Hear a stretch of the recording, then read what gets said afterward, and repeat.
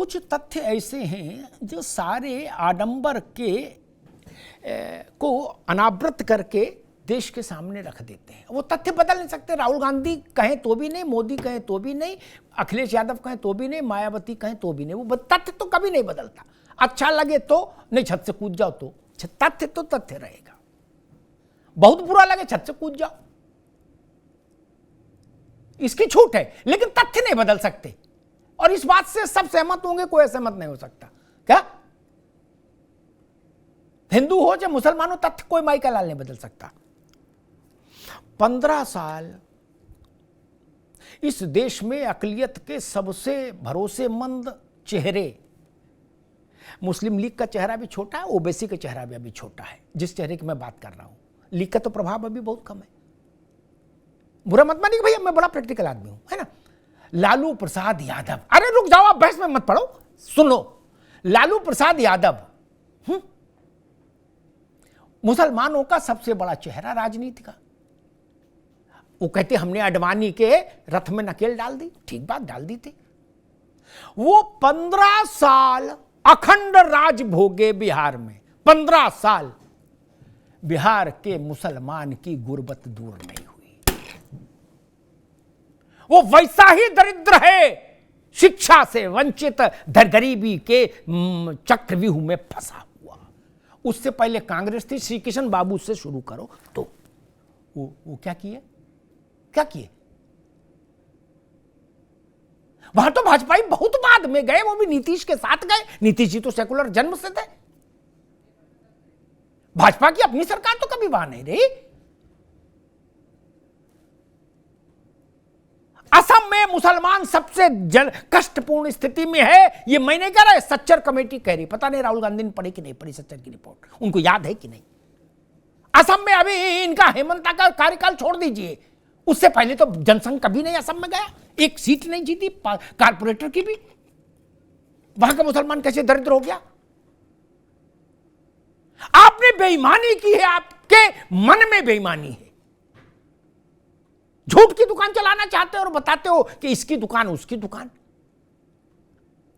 और अव्वल तो मैंने आज तक वैसी दुकान नहीं देखी जिसपे एक दुकान बगल में है, बोले नफरत वाले लाला जी हैं और वो आप मोहब्बत वाले लाला जी हैं, बोलो कितने किलो दे दें। ये वैसी बात है कि दूध की क्या था, पेट्रोल किलो में बता रहे थे, वैसी बात कर रहे हैं क्या? कहां दुकान? नफरत भी यहां है, मोहब्बत भी यहां है। इस बात को ऐसे समझिए। मेरी बात गलत हो तो बता दीजिए। नफरत भी यहां होती है, मोहब्बत भी यहां होती है। आदमी की फितरत है ना, नफरत और मोहब्बत। ये नफरत और मोहब्बत का कोई ये बोले ये नफरत है और ये मोहब्बत है, बोले नफरत 2 रुपए किलो है, ये 4 रुपए किलो, कैसी बात कर रहे हो? आपके एक्ट बताते हैं कि आप मोहब्बत करने वाले हैं या नफरत करने वाले हैं। इस बात का तो उत्तर देना होगा। सच्चर कमेटी ने जिन राज्यों में मुसलमान को सबसे गरीब बताया, सबसे मुश्किल तंग हालात में रहने वाला बताया, उन राज्यों में भाजपा कभी शासन में नहीं थी। और तब तक तो नहीं थी जब तक सिर्फ सच्चर कमेटी की रिपोर्ट आई थी। क्यों? इसका उत्तर नहीं देंगे। और जो लोग कहते कि नहीं उनसे उत्तर मत मांगो, वो बेईमान है, वो बेईमान है। उनकी बात पर फिर भरोसा नहीं हो सकता। आज आप कह रहे हो कि आगे से हम पे भरोसा करो। हम ये पूछ रहे हैं, आपकी हुकूमत इतने वर्ष तक रही, आपने हमारे माथे पर वो क्यों नहीं लगा दिया तरक्की का तमगा? क्यों? क्या बिहार में ये नहीं हो सकता था कि भाई ठीक है, ये मॉडल स्टेट है, जाके देखो अकलियत वहां कितना मौज में है? नहीं ना। इंपावरमेंट तो किसी का नहीं हुआ। ताकत में जरूर एक वर्ग बढ़ गया था, मारपीट झगड़े फसाद में, और तो कुछ नहीं हुआ। वो होता तो बिहार से पलायन क्यों होता? गलत बात है क्या? और जो लोग ये कहते हैं कि मांझी को छोड़ दीजिए, वो भी बौद्धिक बेईमानी करते हैं। व्यक्ति का अतीत बताता है। जब आप बंदूक का लाइसेंस भी लेने जाते हो अतीक मियां, है, तो भी उसमें आपका अतीत पूछा जाता है। मांझी क्या कॉलम होता है, कि आपको बंदूक का लाइसेंस दे कि नहीं दे कि आप गड़बड़ आदमी हो, मान लो बात बवाल करो। इसलिए ये नहीं, ये कहना ठीक नहीं। और आज जो लोग देश की बागडोर मांग रहे हैं वो कह रहे अग्निहोत्री जी पुरानी बातें नहीं करो, पुरानी मिट्टी डालो और नई बात करो। कैसे मिट्टी? हम मिट्टी डाल भी देंगे, जनता तो नहीं डालती ना। पाई पाई का हिसाब जनता कर लेती है। और जो लोग कर्नाटक की विजय से उत्साहित है उनका भी स्वागत है। लोकतंत्र है, अच्छी बात है। हो सकता है आपके मुंह में घी शक्कर हो, आपकी बात सफल हो सकता है राघवेंद्र जी की। लेकिन मैं कह रहा हूं कि अगर सब कुछ आपने कर्नाटक पर दांव में लगा दिया, मुन्ना खान साहब भी कह रहे थे, अतीक भाई भी कह रहे थे कि अब हमने दुकान बंद कर दी, एक दुकान में ताला लगा दिया, दूसरी दुकान खोल दी है, उसका साइन बोर्ड नया लगवा दिया है। ठीक है, हो सकता है आपकी बात ठीक हो, लेकिन मेरी छोटी बुद्धि ये कहती है कि अगर कर्नाटक की जीत का सिलसिला राजस्थान में आके पलट गया तब क्या जवाब दीजिएगा? इसलिए इतनी ऊंची अटारी पर मत खड़े हो जाइए कि फिर नीचे उतरने में मुश्किल हो जाए कि क्या बोले और क्या कहें।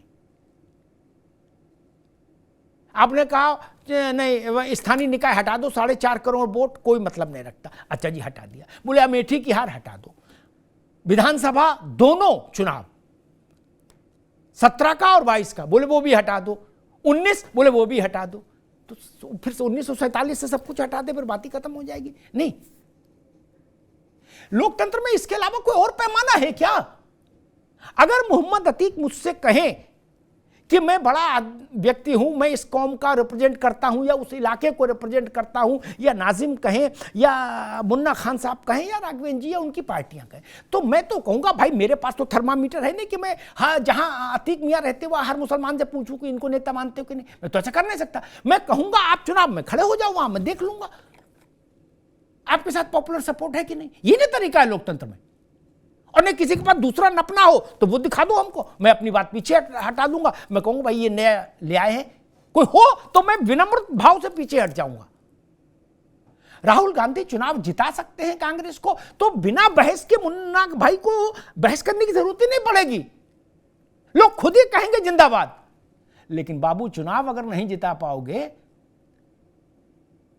तो घर में भी, एक घरेलू उदाहरण दे देता हूं, मेरी बात से सारे मित्र सहमत होंगे, हंसेंगे भी। घर में भी जो लड़का खलियर हो, खलियर मतलब इम्तिहान तो हर पर्चा तो हर जगह भरे लेकिन किसी टेस्ट में पास ना हो, उसको घर वाले भी दिन में 4 बार खरी खोटी सुनाते हैं ना।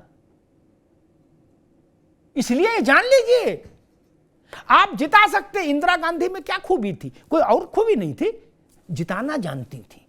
नरेंद्र मोदी जिताना जानते हैं, स्वीकार करना पड़ेगा। अतीक को नरेंद्र मोदी अच्छे नहीं लगते या मुन्ना खान को अच्छे नहीं लगते या नाजिम को, इससे मोदी खारिज नहीं होते ना। आप अपना वोट नहीं देंगे उनको। लेकिन ये तो सच है कि 140 करोड़ के मुल्क में कांग्रेस को 12 करोड़ वोट मिला कुल। और खड़गे जी कहते हैं 140 करोड़ लोगों की बात, तो कैसे मान ले? आपको कुल 12 करोड़ मिला, 14 करोड़ भी नहीं मिला, 10% भी, 12 करोड़ वोट मिला। और आप कहते हो 140 करोड़ लोग जवाब मांग रहे हैं, तो फिर अगर 140 करोड़ लोग आपकी सुन रहे होते अतीक भाई, तो फिर आप सरकार में नहीं होते। लोकतंत्र में शासन जनता जिसको सौंपती है, माना जाता है वो उसकी रीति नीति से सहमत है। जिनको शासन से वंचित करती है उसका अर्थ होता है वो आपकी बात पर भरोसा नहीं करती जनता, आपकी रीति नीति से सहमत नहीं। हमको अच्छा लगे तो बुरा लगे तो। इंदिरा जी शासन करती रही, जवाहरलाल जी करते रहे, जनसंघ वाले चिल्लाते रहे, कोई फर्क नहीं पड़ा जनता की सेहत पे, चिल्लाते रहो। राहुल गांधी की बात नहीं समझ में आ रही है तो नहीं जिता रहे। 14 हो गया, 19 हो गया, कोई छोटा टाइम थोड़ी ना है। 2 बार लगातार बड़े बहुमत के साथ सरकार रिपीट करना छोटी बात है क्या? हमको अच्छी लगे ना लगे उससे क्या फर्क पड़ता है? छोटी बात है क्या अतीक जी? 303 सीट के साथ रिपीट करना। आपको पता पहली बार इंदिरा जी कितनी मेजॉरिटी लेके आई थी? सीपीआई की मदद से सरकार चली थी, सीपीआई की मदद से, मेजॉरिटी नहीं थी। इंदिरा जी जैसी नेता, और आप यहां 303 सीट वाले को खारिज कर दोगे? है बोले नहीं नहीं ये कुछ नहीं, बोले हम ज्यादा इनसे बड़े नेता हैं। ऐसा नहीं भाई, ऐसा कैसे मान लेंगे? लोकतंत्र में एक ही पैमाना। और सबसे बड़ी बात, जो बात नाजिम अली कह रहे थे, आपको कुछ भी शिकायत थी या किसी की हिमायत करनी थी तो बेहतर होता हिंदुस्तान की सरजमीन पर कोई मंच चुनते। अमेरिका वो मंच नहीं हो सकता जहां आप ये बात कह रहे हैं। कोई भी समझदार आदमी अपने घर की बदनामी करने पड़ोसी के घर नहीं जाता। और कल मैंने इसी विषय पर शो किया था, तो मैंने कहा था, उसी बात के साथ समाप्त कर दूंगा कि इस बात पर अतीक मियां आप भी सोचिएगा, नाजिम भाई आप भी, मुन्ना भाई आप भी, राघवन जी आप भी, कि बाकी देशों के राजनेता भी भारत आते हैं क्या? जो सरकार में नहीं है अपने देश में, वो भी भारत आते हैं क्या? आपने कभी सुना कि उन्होंने अपने देश के बारे में कोई ऐसी बातें कही हो भारत में? नहीं ना। जो कहना है अपने मुल्क में जाके कहेंगे, है ना। यहां तो लड़की भी ब्याहता हो जाती है बिटिया, तो ससुराल की बुराई मायके में नहीं करती जाके। आप देश की बुराई कर रहे हैं। इतनी बड़ी आबादी आप उसको खारिज कर दे रहे हैं, कह रहे कि जी नहीं बहुत ही मुश्किल है, वो लोग जी नहीं पा रहे। अरे किसी बात कर रहे हैं? और जी नहीं पा रहे तो फिर आपको क्यों नहीं जिता दे रहे? और शायद मुन्ना भाई ने कहा था कि दलितों को भी जोड़ लो। तो एक बात मैं बता दूं, भैया अतीक भाई आप भी लिख कंप्यूटर मोबाइल पे जोड़ लीजिए, आगे काम आएगा। मुन्ना भाई भी जोड़ ले। दलित, पिछड़े, मुसलमान, सिख, ईसाई, बौद्ध, नवबौद्ध, पारसी, सबको जोड़ दो तो 70% आबादी हो जाती है। तो अगर 70% आबादी आपको नेता मान लेती तो आप प्रधानमंत्री नहीं होते।